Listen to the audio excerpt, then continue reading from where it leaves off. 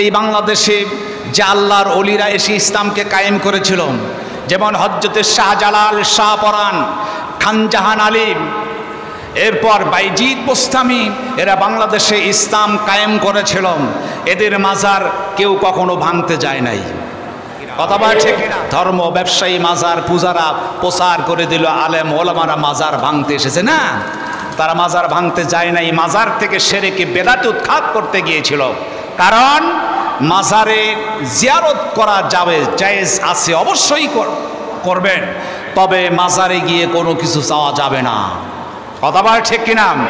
মাজারে গিয়ে সিজদা করা, মাজারে গিয়ে কোনো চাওয়া, এটা হচ্ছে শিরক। মাজারে গিয়ে আগরবাতি মোমবাতি যে, এটা হচ্ছে বেদাত। সুতরাং শিরকি এবং বেদাতি সব ভেঙে চোরমার করতে হবে। কথা বলে ঠিক কিনা? এরপর আপনারা দেখেছেন একটা মাজার ভাঙার ব্যাপারে কিছু ভণ্ডদের মাজার ভাঙা হয়েছে। যেই মাজারের আজকে আমাদের দেশে এত মাজার, আহারে শিয়াল সার মাজার, কুত্তা সার মাজার, মাজার আর মাজার, কিছু একটা মরে গেল, আন্দাজে মাজার করে বসে গেল, ওখানে কেউ নাই। পাইকিরি হারে মাজার। রবিউল আউয়াল মাসের দ্বিতীয় জুমা আল্লাহর ঘর মসজিদে এসে সালাত আদায়ের উদ্দেশ্যে বসার সুযোগ করে দিয়েছেন। সে বহার বেরিবে দরবারে প্রাণ খুলে, জবান খুলে আমরা শুকরিয়া আদায় করছি, পড়ে নিচ্ছি আলহামদুলিল্লাহ। লাখ কোটি দরুদ সালাম বর্ষিত হোক বিশ্ব মানবতার মুক্তির দিশারি তামাম শিক্ষকের শিক্ষক, যিনি হচ্ছেন নির্যাতিত নিপীড়িত মানবতার বন্ধু, সাইয়্যিদুল মুরসালিন খাতাবুন নবীর, সর্বকালের সর্বযুগের শ্রেষ্ঠ ব্যক্তি, যিনি হচ্ছেন তামাম শিক্ষকের শিক্ষক, যিনি হচ্ছেন নির্যাতিত নিপীড়িত মানবতার বন্ধু, যিনি এই রবিউল আউয়াল মাসে তিনি পৃথিবীর বুকে আগমন করেছিলেন। সেই নবীর প্রতি ভক্তি ভরে মোহাব্বতের সহিত আমরা দরুদ প্রেরণ করছি, সকলেই পড়ে নিচ্ছি সাল্লাল্লাহু আলাইহি ওয়াসাল্লাম। মহান তাবারক তাআলা যিনি আমাদেরকে এক সপ্তাহ পর আবারও তেনার হুকুম পালনের জন্য পৃথিবীর শ্রেষ্ঠ স্থান আল্লাহর ঘর এই মসজিদে এসে বসার সুযোগ তিনি করে দিয়েছেন। তা আমি পবিত্র কোরআনুল কারীমের 30 পারার 111 নম্বর একটি সূরা, সূরাতুল লাহাব তেলাওয়াত করেছি। এই সূরা লাহাবের প্রতি সংক্ষেপে কিছু আলোচনা করব ইনশাআল্লাহ। সূরা লাহাব এটা কোরআনুল কারীমের 30 পারার 111 নম্বর একটি সূরা, যার মধ্যে আয়াত সংখ্যা রয়েছে 5টি, রুকু আছে একটি, যেটা মক্কাতে অবতীর্ণ হয়েছিল। একদম ইসলামের প্রাথমিক যুগের একটি সূরা, যে সূরার মধ্যে আল্লাহ রাব্বুল আলামিন তিনি বর্ণনা করেছেন যে তাব্বাত ইয়াদা আবি লাহাবিউ ওয়া তাব, ধ্বংস হোক আবু লাহাবের 2 হাত এবং সে নিজেও। মা আগনা আনহু মালুহু ওয়া মা কাসাব, তার যে অর্থ ছিল, তার উপার্জনা কোনো কিছুই কাজে লাগে নাই, সব কিছু বিনষ্ট হয়ে গেছে, কোনো কিছুই তার উপকারে আসে নাই। সায়াসলা নারং যাতা লাহাব, অচিরেই জ্বলন্ত আগুনের মধ্যে তিনি থাকবেন। অর্থাৎ আবু লাহাবের সামনে বলছে, আবু লাহাব কোথায় থাকবেন? জ্বলন্ত আগুনের মধ্যে থাকবেন। ওয়ামরাআতুহু, এবং তার স্ত্রী সেও আগুনের মধ্যে থাকবেন। হাম্মালাতাল হাতাব, যিনি ইন্ধন বহন করতেন।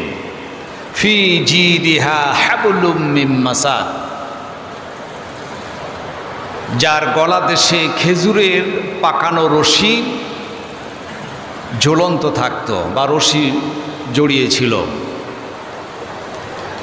অর্থাৎ আবু লাহাবের স্ত্রী উম্মে জামিলা, যিনি লাকড়ি কুড়াতে গিয়ে আপনি মাথার মধ্যে ঢুকে গিয়ে রশিটা গলায় প্যাঁচ লেগে ফাঁসিতে তিনি দুনিয়া মুক্তি বিদায় নেবেন।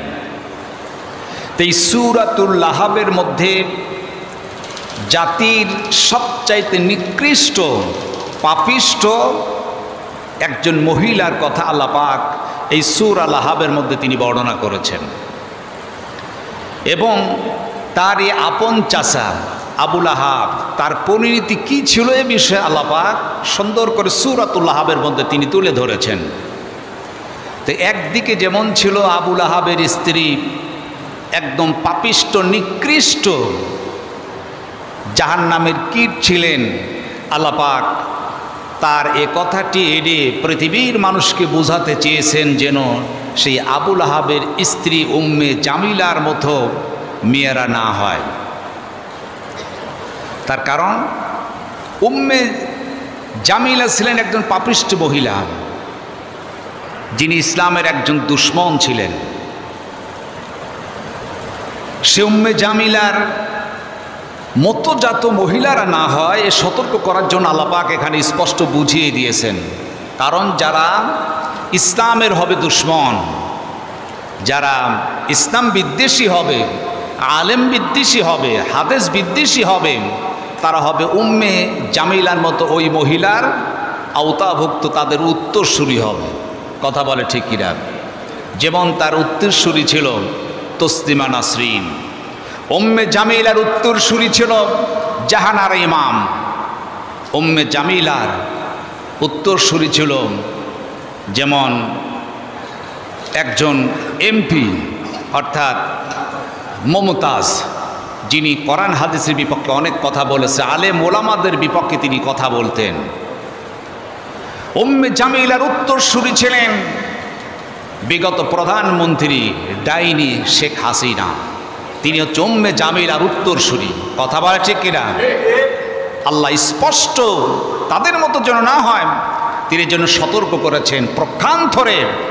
উম্মে জামিলার দৃষ্টে তার বিপক্ষে যেমন ছিল আয়েশা, যেমন ছিল খাদিজা, যেমন ছিল রহিমা, যেমন ছিল সুমাইয়া, যেমন ছিল আসিয়া, অসংখ্য নারীরা তার উত্তরসূরি এখনও আমাদের দেশে আছে কি নাই? যেমন খারাপ আছে তেমনি ভালো আছে। এখন এই সূরাতুল লাহাবের মধ্যে দুইটি জাতির কথা, পুরুষ এবং মহিলা। একদিকে আবুল আহাব, তার উত্তরসূরি যাতে মানুষেরা না হয়, ইসলামের দুশমন যেন না হয়। আর উম্মে জামিলার দুইজনের পরিণতির কথা, শেষ পরিণতি কী ছিল আল্লাহ পাক তিনি এখানে বর্ণনা করেছেন। এখন আসুন সূরা লাহাবের শানি নুজুলটা কী ছিল। এটা হচ্ছে ইসলামের প্রাথমিক যুগে আল্লাহর নবী জনাবে মুহাম্মদুর রাসূলুল্লাহ সাল্লাল্লাহু আলাইহি ওয়াসাল্লাম তখন তিনি সাফা পাহাড়ের নিকটে তার পাদদেশে বসে আছেন। 2টি বছর তিনি গোপন ইসলামের দাওয়াত দিলেন, ইসলামের দাওয়াত তিনি পৌঁছাচ্ছেন। আর রসুল তিনি প্রথম ইসলামের দাওয়াত দিয়ে তার আপন জনকে, তার আপন চাচা আবুল আহাব, তার প্রতিবেশী চাচা আবু জেহেল, উতবা, সাইবা, মুগিরা, এদেরকে ইসলামের দাওয়াত তিনি দিয়ে দিলেন। আবুল আহাব সাফা পাহাড়ের নিকটে বসে তার আপন চাচা সহ সেই সময়ের যারা কাফির ছিল, অর্থাৎ মক্কাতে যারা নেতৃত্ব দিতেন, জাতের কথায় মক্কা গোটা দেশ চলত, তাদের অঙ্গুলির ইশারায় নড়াচড়া করত, এই নেতাদেরকে তিনি ডাকলেন এবং মুহাম্মদ সাল্লাল্লাহু আলাইহি ওয়াসাল্লাম তিনি একটা খাওয়ার আয়োজন করলেন। তার কারণ তিনি জানতেন এরা হচ্ছে খাওয়ায় পাগল, খাওয়ন দিলে ওরা আসতেন। আমাদের দেশে দেখেন এক শ্রেণীর লোক আছে, খাবার দিবেন লোকের অভাব হবে না, খাওয়া আছে লোক আছে, খাওয়া নাই লোক নাই। আমাদের দেশের কিছু রাজনৈতিক দল আছে যেগুলো ওরা আগে চায় খাওয়া, এরপর রাজনীতি, আগে পেট নীতি এরপর রাজনীতি। খাবার আছে, পকেট ভর্তি আছে, রাজনীতি আছে নাই নাই। তারা তো ইসলাম মানে না। আর যারা ইসলামী আন্দোলন করে, যারা ইসলাম চায়, এরা পকেটের চিন্তা করে না। এদের আগে তারা হচ্ছে ইসলামের কথা বলে, এদের পেটের কোনো চিন্তা নাই। আর অন্য অন্য রাজনৈতিক দলের লোকেরা এর আগে খাওয়ান চায়। মুহাম্মদ বিন আবদুল্লাহ ভালোভাবে জানতেন কাফেরদের যদি খাবার দেই তারা আসবে। আল্লাহ রসুল একটা খাবারের আয়োজন করলেন। তখন সাফা পাহাড়ের পাদদেশে হুজুর খাবারের আয়োজন করেছেন। আবু জেহেল, আবুল আহাব, উতবা, সাইবা, মুগিরা নেতৃত্বে সব নেতা একত্রিত হলেন। তৃপ্তির সহিত খানা খাওয়ানো হলো। খাবার যখন শেষ হয়ে গেছে আল্লাহ রসুল ডেকে বলছেন, চাচা খাবারটা কেমন হলো? এক বাক্যে সকলেই বলে মোহাম্মদ বিন আবদুল্লাহ চমৎকার খাবার পেয়েছি, খুব তৃপ্তির সহিত আমরা খাবার খেয়েছি। নবীজি বললেন, চাচা আমি তোমাদের একটি কথা আজ বলতে চাই, তোমরা কি শুনবে আমার কথা? বলে, ভাতিজা কি বলো, কথা শুনবো না কেন, বলো। আমরা তোমাকে সবচাইতে বিশ্বাস করি, ভালোবাসি, অবশ্যই তোমাদের কথা শুনব। আল্লাহর নবী মুহাম্মদ সাল্লাল্লাহু আলাইহি ওয়াসাল্লাম এই সাফা পাহাড়ের নিচে দাঁড়িয়ে হঠাৎ করে ডেকে বললেন, চাচা আমি যদি এই মুহূর্তে বলি এই পাহাড়ের পিছনে একদল সৈন্য অস্ত্র সহ অপেক্ষা করছেন, কখন যেন আপনাদের প্রতি আক্রমণ করে আপনাদেরকে হত্যা করে ফেলতে পারে, এইটাকে আপনাদের বিশ্বাস হয়? বলার সঙ্গে সঙ্গে সমস্ত কাফির নেতারা বলল, মুহাম্মদ বিন আবদুল্লাহ অবশ্যই বিশ্বাস হয়, অবশ্যই বিশ্বাস করি। রাসূল বললেন, কেন বিশ্বাস করো? বলে, এজন্য বিশ্বাস করি, আমরা তোমার উপাধি দিয়েছি আল আমিন, আমরা তোমাকে উপাধি দিয়েছি সদিক, সদিকুল আমিন, উপাধি তো আমরাই দিয়েছি, তুমি বিশ্বাসী, তুমি সত্যবাদী, তুমি যা বলো সত্য বলো, কোনো দিন তোমার মুখ থেকে আমরা মিথ্যা কথা শুনি নাই। জরুর সুবহানাল্লাহ। এ কথা বলছেন কারা? তার চাচা আবু লাহাব, আবু জেহেল, উতবা, সাইবা কাফেররা বলতেছেন। আল্লাহর নবী বললেন, যদি আমাকে সত্যবাদী ভাবো, আমাকে যদি বিশ্বাস করে থাকো, আমার কথা যদি সত্য হয়ে থাকে, চাচা সহ সমস্ত জাতিদেরকে আমি বলবো, তাহলে শোনো, এই মুহূর্তে লাত, মানত, উজ্জা, হবল, উর্দুম্বা, খাম্বা কোনো মূর্তির পূজা হবে না, একমাত্র আমার আল্লাহ, আমার রবের দাসত্ব করতে হবে। এই মুহূর্তে আমি মুহাম্মদ সাল্লাল্লাহু আলাইহি সাল্লাম তোমাদেরকে নির্দেশ করলাম, কুলু লা ইলাহা ইল্লাল্লাহু মুহাম্মাদুর রাসূলুল্লাহ সাল্লাল্লাহু আলাইহি ওয়াসাল্লাম। তোমরা এই মুহূর্তে পড়ে দাও, আল্লাহ ছাড়া কোনো রব নাই, দাসত্ব নাই, আইনদাতা নাই, রিজুকদাতা নাই, কেউ নাই, একমাত্র আল্লাহ ছাড়া কারো হুকুম, কারো আইন মানি না, একমাত্র আইন চলবে, হুকুম চলবে কেবলমাত্র আমার আল্লাহর। আর মুহাম্মাদুর রাসূলুল্লাহ, মুহাম্মদ সাল্লাল্লাহু আলাইহি ওয়াসাল্লাম তিনি হচ্ছেন আল্লাহ রসুল। যখনই আল্লাহ রসুল মুহাম্মদ বিন আবদুল্লাহ এই কথা বললেন, সঙ্গে সঙ্গে এই কথা শোনার সঙ্গে সঙ্গে দেখা গেল আবু লাহাব পাশেই ছিল একটা পাথর, তিনি উঠালেন, পাথর তিনি উঠালেন। এরপর তিনি তার ভাতিজা মুহাম্মদ বিন আবদুল্লাহকে একটা গালি দিলেন। নির্যাতনের পূর্বে তাকে আগে গালি দেওয়া হলো, এরপর তাকে পাথর ছুঁড়ে মারলেন। যে আবু লাহাব তার ভাতিজান, গত সপ্তাহে বলেছিলাম মুহাম্মদ বিন আবদুল্লাহর শিশু নবী পৃথিবীতে এসেছে, যার কারণে তাকে দেখে খুশি হয়ে আবু লাহাব বাড়ির দাসীকে পর্যন্ত মুক্ত করল। সেই নবী যখন একমাত্র আল্লাহর দাওয়াত দিলেন, সঙ্গে সঙ্গে তিনি তার ভাতিজাকে পাথর ছুঁড়ে মেরেছে। যার জন্য খুশি হয়ে বাড়ির দাসী মুক্ত করলো, আবার সেই মুহাম্মদ বিন আবদুল্লাহকে পাথর মেরে রক্তাক্ত করলো। জেরে বলুন নাউজুবিল্লাহ। আবু লাহাব খেকে গেলেন, গালি দিলেন। তার কারণ ইসলামের যত দুশ্মন এই দেশে এসেছিল, আগের জাতি থেকে শুরু করে প্রত্যেকটি কাফের মুশরিক সেই যুগের নবী এবং রসুলদেরকে তারা আগে গালি দিয়েছেন, এরপর নির্যাতন করেছেন। আজ আমাদের দেশে যেই সমস্ত ইসলামদ্রোহী, ধর্মদ্রোহী যারা আলেম ওলামাদেরকে দেখতে পান না, আলেমদেরকে যারা নির্যাতন করেছিলেন, তারাও বিভিন্ন ধরনের গালি দিয়েছেন। কথা বলে ঠিক কিনা? এরাও কিন্তু গালি দিয়েছেন। যেমন হযরতে মূসা আলাইহিস সালাতু ওয়াস সালামের সময় ফেরাউন গালি দিয়েছিল। ফেরাউন কি করেছিল? মূসাকে গালি দিল। আল্লাহ রাব্বুল আলামিন বলেন, وَفَعَلْتَ فَعَلَتَ الَّتِي فَعَلْتَ وَأَنْتَ مِنَ الْكَافِرِينَ।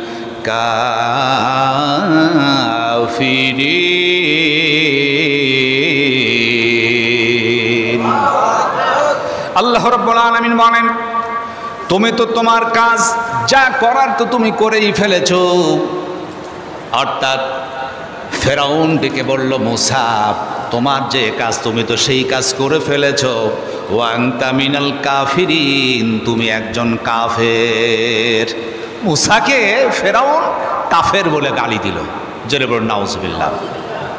তুমি তোমার যে কাজ সে কাজ তো তুমি করেছো, তুমি হচ্ছে নিঃসন্দেহে একজন কাফির বলে তাকে গালি দিলেন। জোরে বলুন নাউজুবিল্লাহ। মূসা আলাইহিস সালাম কি এই ফেরাউন এত গালি দিয়েছেন, নির্যাতন তো করেছেন, নির্যাতনের পূর্বে আগে তারে গালি দিয়েছেন। যেমন একটি জায়গায় আল্লাহ রাব্বুল আলামিন তার নিদর্শন বলে, আনা খায়রুম মিন হাযাল্লাযী হুয়া মাহিনু ওয়ালা ইয়াকাদু ইউবিন।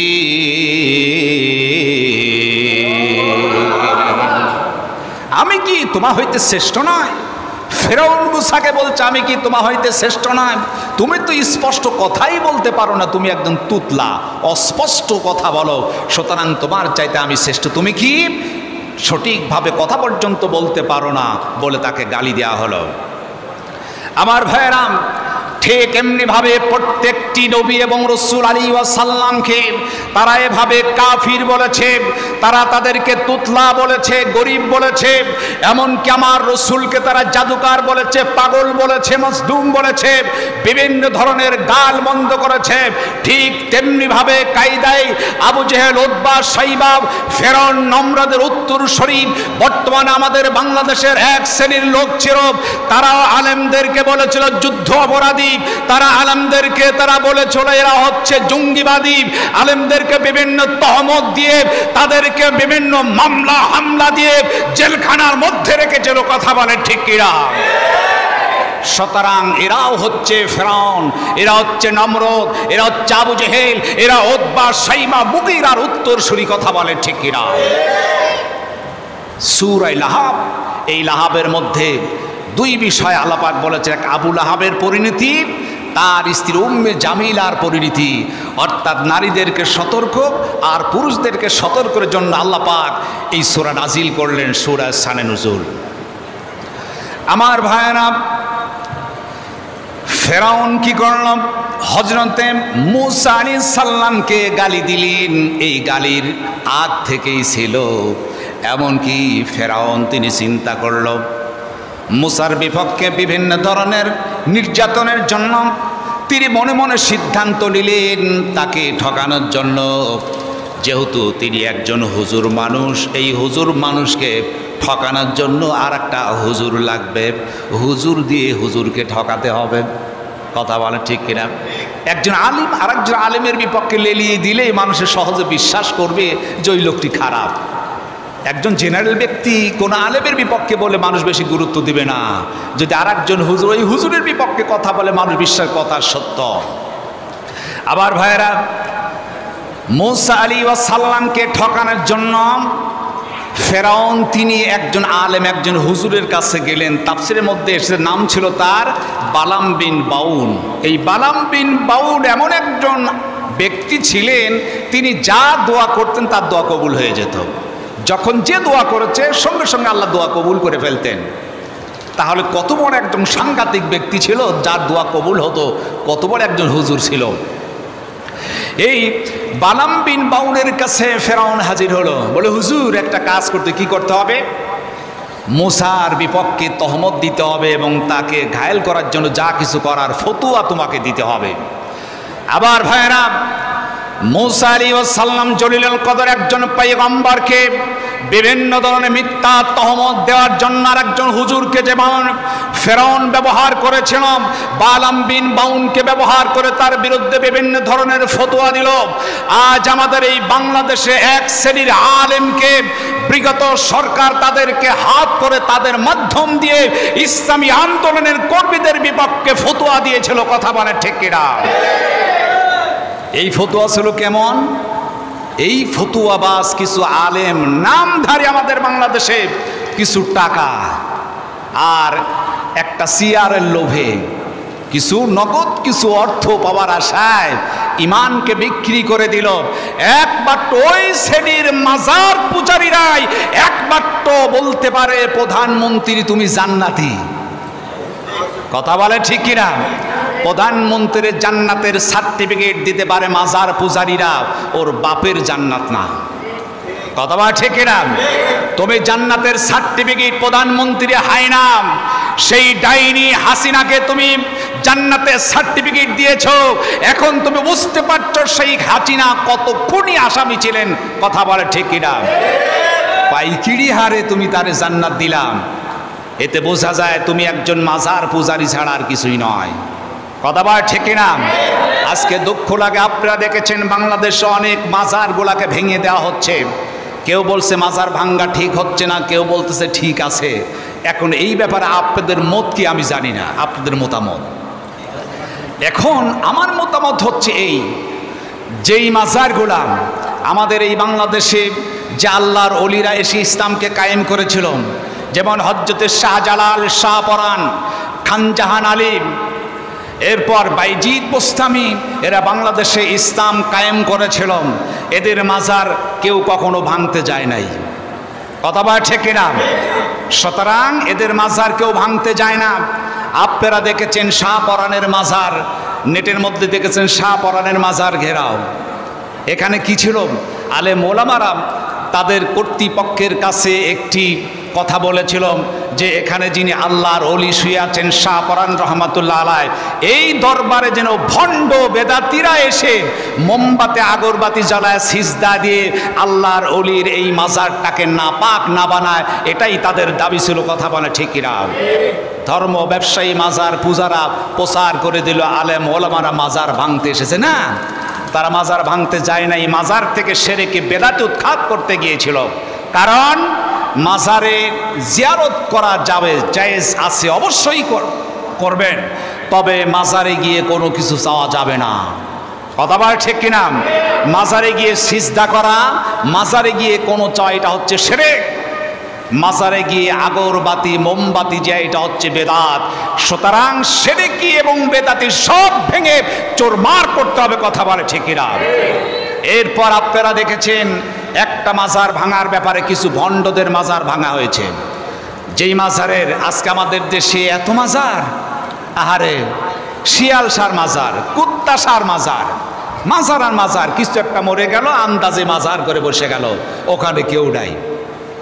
পাইকিরি হারে মাজার। এই কালিকাপুর বাজার পার হয়ে ভিতরে ভবানীপুর নামক একটি জায়গায় মাজার তৈরি হলো, কালুসার মাজার। কেউ নেই, একটা মাজার করে একটা ব্যবসা শুরু করে তো জমজট খাসি মুরগি আসতে শুরু করলো। সেই সময় আমাদের এলাকার লোক মিলে ওইটাকে ভেঙে দিল। যদি ভেঙে না দেওয়া হতো আজ ওখানে বিশাল ব্যবসায় পরিণত হোক। পরবর্তী যুগে লোকেরা বুঝতো যেখানে মনে হয় আল্লাহর কোনো একজন ওলি শুয়ে আছে। আসলে ওটা হচ্ছে ভণ্ড। কথা বলা ঠিক কিনা? আজ সবচাইতে বড় আমার কাছে ভালো লেগেছে যারা হচ্ছে ভণ্ড, যেই মাজারে আল্লাহর ওলিদের কোনো মাজার নয়, ভণ্ড মাজার, যেখানে গিয়ে গাঁজা খাওয়া হয়, যেখানে সিজদা করা হয়, যেখানে মহিলা নৃত্য করে, এই সমস্ত মাজারগুলোকে বাংলাদেশ থেকে সব ভেঙে চোরমার করে দিতে হবে। কথা বলে ঠিক কিনা? আপনারা দেখেছেন গত 6 তারিখ দেওয়ানবাগ পীর সাহেবের দরবার ভেঙে দেওয়া হয়েছে, তার মাজার ভাঙা হয়ে অন্তরস্থল থেকে মোবারক জানাই এই লোকটি কুখ্যাত একজন নাস্তিক। কথা বলে ঠিক কিনা? দেওয়ানবাগের পীর সাহেব বেচারাটা তো মারাই গেছে, ইয়া বড় পেট, জাহান্নামের কীট। কথা বলে ঠিক কিনা? এই বেচারাটা কত বড় খারাপ। আমি গত 2 বছর পূর্বে মেহেরপুরে একটা মাহফিল দেওয়ানবাগের পীর সাহেব বিপক্ষে কথা বলেছিলাম। ওখান থেকে আসতে পারি, লোকের আমাকে ঘেরাও করলো। এরপর যাই হোক কমিটি আমাকে বের করে দিল। এরপর ফোনের মধ্যে কত হুমকি ধামকি দিল, আপনি চেনেন না আমার পীর সাহেব কত বড় আল্লাহর ওলি। আমি বললাম আপনার পীর সাহেব কত বড় আল্লাহর ওলি আমার ভালোবাসা জানা আছে, শয়তানের চাইতে সে বড়। এই লোকটি তিনি বলেছেন যে আল্লাহ রসুল মুহাম্মদ সাল্লাল্লাহু আলাইহি ওয়াসাল্লাম এক জিন আমি দেখলাম ময়লা গাড়িতে বেবস্থ অবস্থায় পড়ে আছে, আমি তারে উদ্ধার করলাম। জোরে বলেন নাউজুবিল্লাহ। এই লোকটি তিনি বললেন মাঝে মাঝে আল্লাহ বিপদে পড়লে আমার কাছে সাহায্য চাইতেন। যে লোকটি কথা বলতে পারলো একটির ঈমান নাই, এই লোকটি মুশরিক, এই লোকটি কাফের। কথা বলে ঠিক কিনা? ওই লোকটি বেঁচে থাকলে ওকে হত্যা করা হতো। ভাগ্য ভালো, আগেই দুনিয়ার মুক্তি বিদায় নিয়েছেন। এই লোকটি তিনি বলেছেন রসুলের মেয়ে ফাতেমা হচ্ছে আমার স্ত্রী। নাউজুবিল্লাহ বলবেন না? তিনি তার মুরিদদেরকে বলতেন তোমাদের ভাগ্য এতই ভালো, তোমরা এমন পীর পেয়েছো যে পীরকে আল্লাহ কি করেছেন, রসুলের জামাতা বানিয়ে দিয়েছেন। নাউজুবিল্লাহ। তিনি বলেছেন কবরের মধ্যে আমার দেওয়ানবাগির যত মুরিদ আছে, কবরের মধ্যে গেলে সকল কবরবাসীদেরকে আমি মুক্ত করব, কোনো আযাব হবে না। জেরে বলুন নাউজুবিল্লাহ। এর মাজার ভেঙে দিয়েছে, এটা ভালো কাজ করেছে। এই শত ভণ্ড বেদাতি নাপাকি লোকদেরকে দুনিয়ার বুক থেকে উৎখাত করার দরকার, কথা বলে ঠিক কিনা? আপনারা দেখেছেন সুন্নি নামে যারা প্রতিবাদ করেছে যতগুলো এই মাজারগুলাতে, গোলাপশার মাজারে একটা খবর এলো যে গোলাপশার মাজার ভাঙ্গা হবে। ওরা এসে যারা সেখানে মানববন্ধন করলো, সেখানে ঘেরাও করে রাখলো রাত দিন ধরে। এর মধ্যে কি একটা আলেম আপনারা দেখেছেন কেউ? ওর মধ্যে দেখা গেল সব বড় বড় চুল, জটাওয়ালা, ইয়া বড় মুস, দাড়িও বড়, মুসও বড়, সব বড়, নিচেও মনে হয় বড়। হায় হায়, কি যে অবস্থা! দাড়িও কাটে না, মুসও কাটে না। ওই লোকগুলার মহিলারা মাথায় লাল তেনা বেঁধে, নারী আর পুরুষ তারা আন্দোলন করতেছে। দেখাই তো যাচ্ছিরা সব ভণ্ড, গাঁজার দল ছাড়া আর কিচ্ছু না, কথা বলে ঠিক কিনা? সুতরাং এই ভণ্ড আস্তানাগুলো ভেঙে আমাদের বাংলাদেশ থেকে মানুষের ঈমান নষ্ট করা হচ্ছে। ঈমান বাঁচানোর জন্য, শিরকি বেদাতি থেকে মানুষকে মুক্ত করার জন্য ভণ্ড দরবারগুলো সব ভেঙে গুড়িয়ে দিতে হবে, কথা বলা ঠিক কিনা? আমার ভাইরা, বলতেছিলাম ফেরাউন তিনি একজন হুজুরকে সেখানে ডাকলেন, তার মাধ্যম দিয়ে হযরতে মূসা আলাইহিস সালামকে ঘায়েল করার জন্য চেষ্টা করলেন। যার কারণে আমাদের এই দেশে এক শ্রেণীর কিছু এই ধরনের ওই বালাম বিন বাউনের জাতি উত্তরসূরি কিছু আলেম, তারা আমাদের দেশের আলেমদের বিপক্ষে তারা আন্দোলন করেছিলেন, কথা বলে ঠিক কিনা? আমার ভাইরা, আল্লাহর নবী জনাবে মুহাম্মদুর রাসূলুল্লাহ সাল্লাল্লাহু আলাইহি ওয়াসাল্লাম যখন তিনি বললেন যদি আমার কথা বিশ্বাস হয়ে থাকি তাহলে আমি বলছি এই মুহূর্তে তোমরা পড়ে নাও লা ইলাহা ইল্লাল্লাহু মুহাম্মাদুর রাসূলুল্লাহ সাল্লাল্লাহু আলাইহি ওয়াসাল্লাম। আবু লাহাব কি করলো? তিনি একটা ডান হাত দিয়ে পাথর উঠালেন আর তার ভাতিজা মুহাম্মদ বিন আব্দুল্লাহকে গালি দিলেন। এরপর বললেন তাব্বা লাকা ইয়া মুহাম্মদ, তুমি ধ্বংস হয়ে যাও, এই জন্য কি আমাদেরকে ডেকেছ? বলেই তিনি একটা পাথর ছুঁড়ে মারলেন। পাথর যখন ছুঁড়ে মেরেছেন, আবার নবীর সুন্দর চেহারা এসে লেগে পড়ল।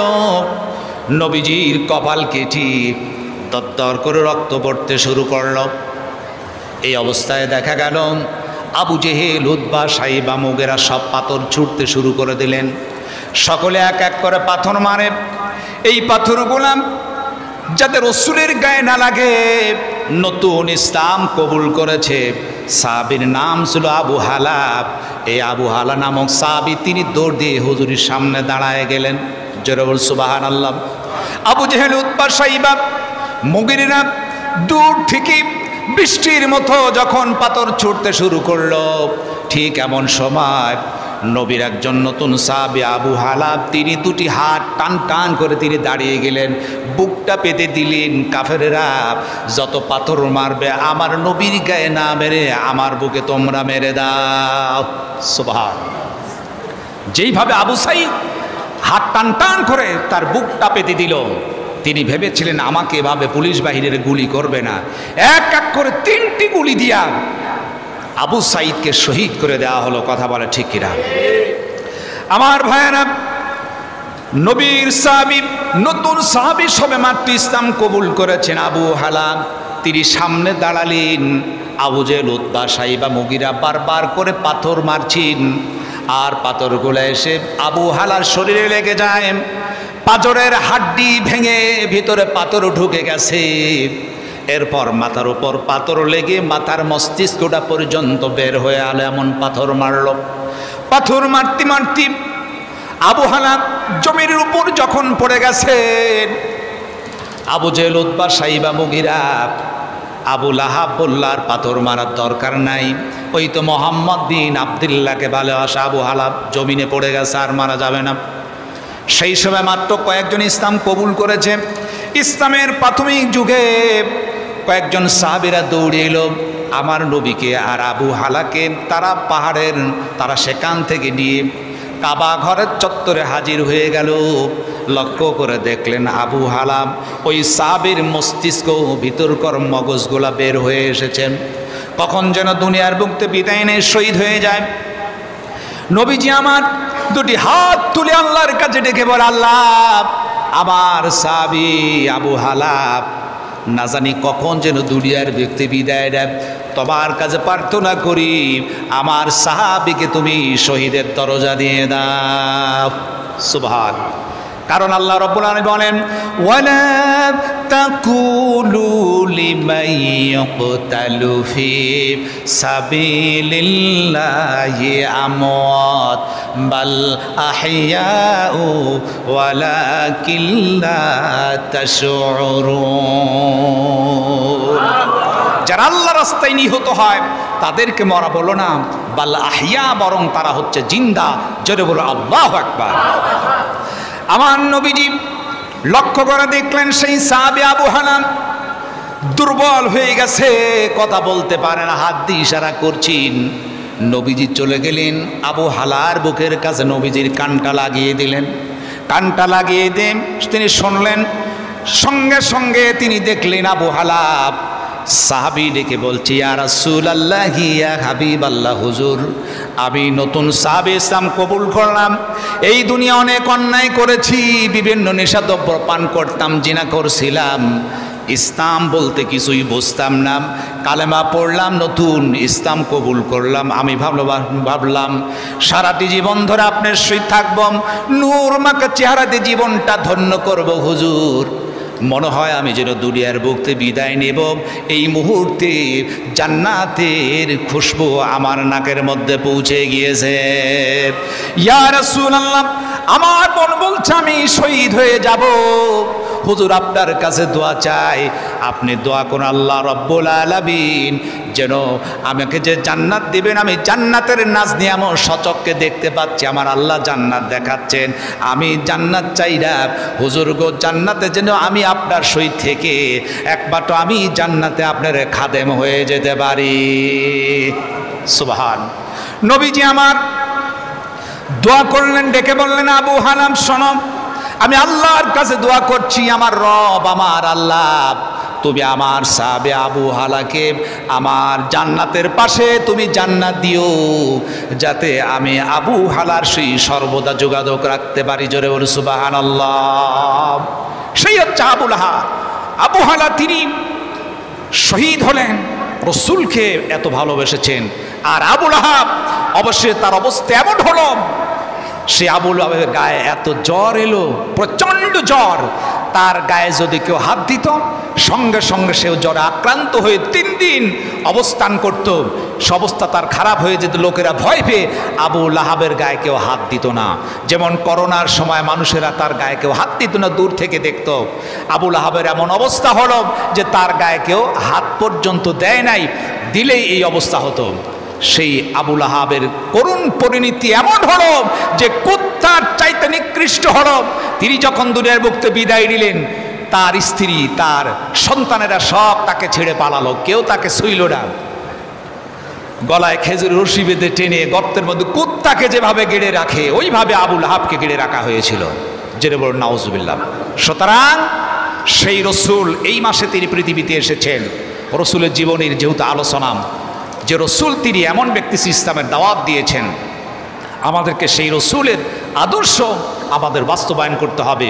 আবু লাহাব, উতবা, সাইবা, মুগীরার পথ থেকে ফিরে এসে আবু বকর, ওমর, উসমান, আলীর পথে থাকতে হবে। যখন আবু হালা দোয়া করছিলেন, লাফ দিয়ে আবু বকর দাঁড়িয়ে বলছেন, আল্লাহ, আজকে যদি এই শহীদ আবু হালা না হয়ে আমি আবু বকরের শহীদ হয়ে যেতাম, আমার মর্যাদা বেড়ে যেত। সুবহানাল্লাহ।